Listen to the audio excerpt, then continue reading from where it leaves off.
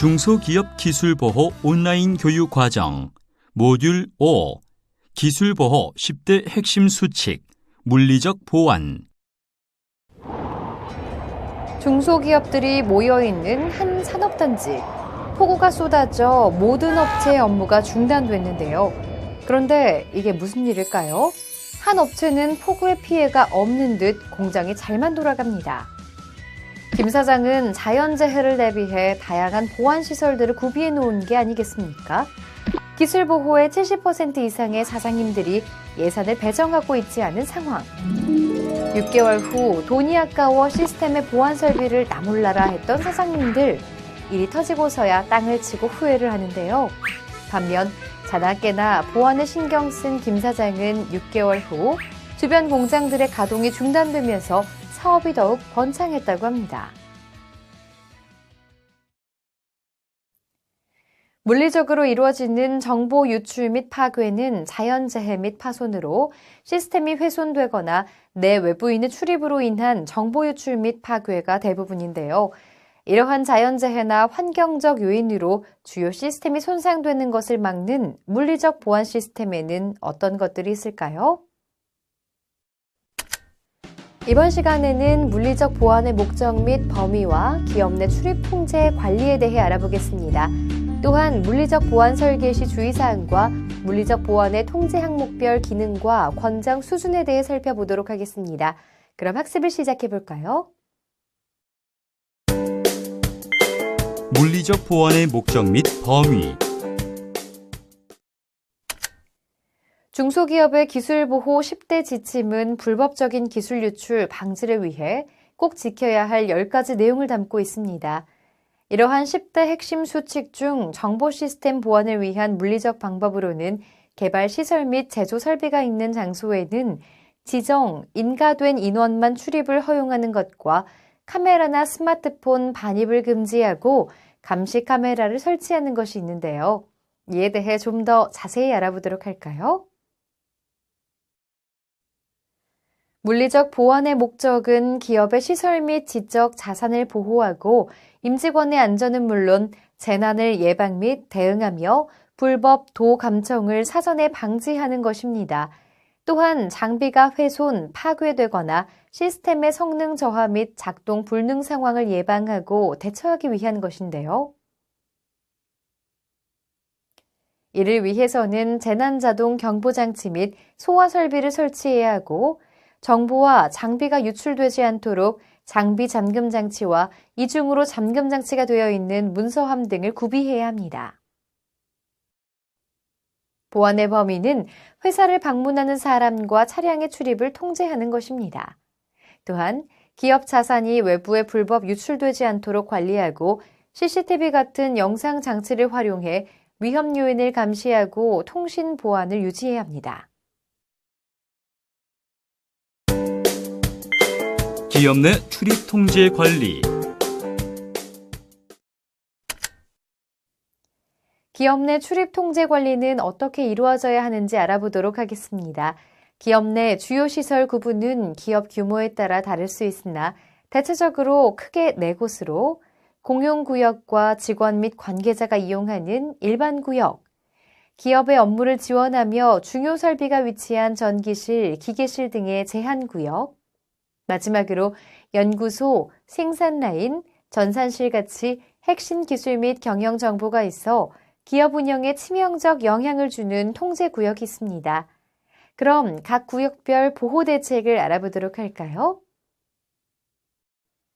먼저 기업의 공용구역은 정보 유출 및 침해가 발생하는 경우는 드물지만 출입 통제가 1차적으로 이루어져 위험 요소를 사전에 차단해야 하는 장소입니다.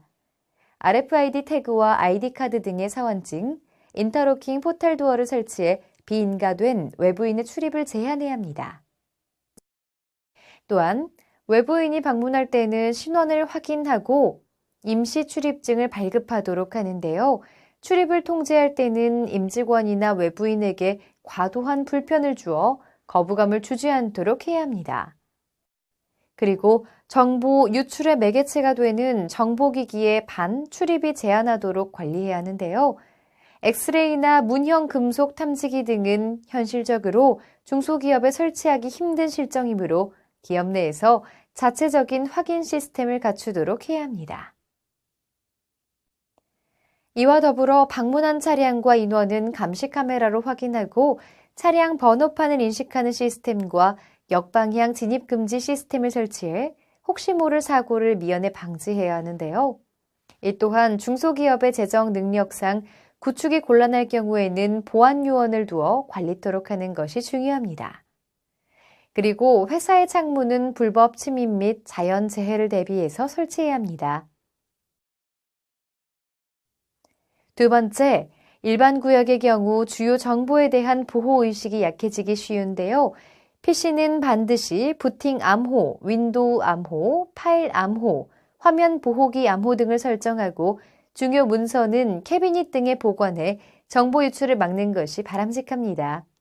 또한 복사기, 프린터기, 복합기, 팩스 등 사무실 안쪽에 배치해 정보 유출을 막아야 합니다. 세 번째, 제한구역에서는 정보 유출이 발생하지 않으나 설비의 훼손, 파괴, 오작동 등의 문제가 발생할 경우 업무 마비를 초래할 수 있습니다. 때문에 제한구역은 반드시 승인받은 내부인만 출입하도록 해야 하는데요.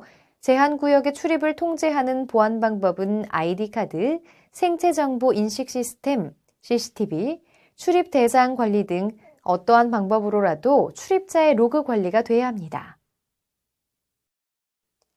마지막으로 연구실, 생산라인 같은 보안 통제 구역은 기업의 핵심 기술과 관련된 자료가 보관되는 곳인 만큼 최상위의 보안 대책을 적용해야 합니다.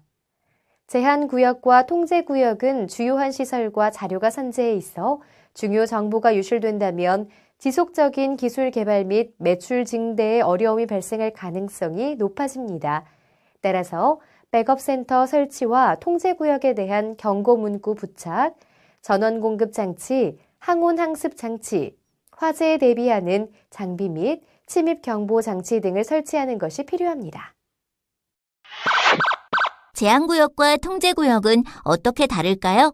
보안 업무 규정 시행 규칙에 따르면 제한구역은 비인가자가 비밀, 주요 시설 및 3급 비밀 소통용 암호 자재에 접근하는 것을 방지하기 위하여 안내를 받아 출입하여야 하는 구역을 말하고, 통제구역은 보안상 매우 중요한 구역으로서 비인가자의 출입이 금지되는 구역을 말한답니다.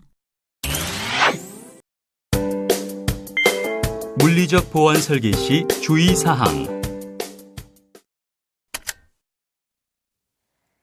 기업의 물리적 보안을 위해서는 시설 설계 시 고려돼야 하는 사항이 있습니다.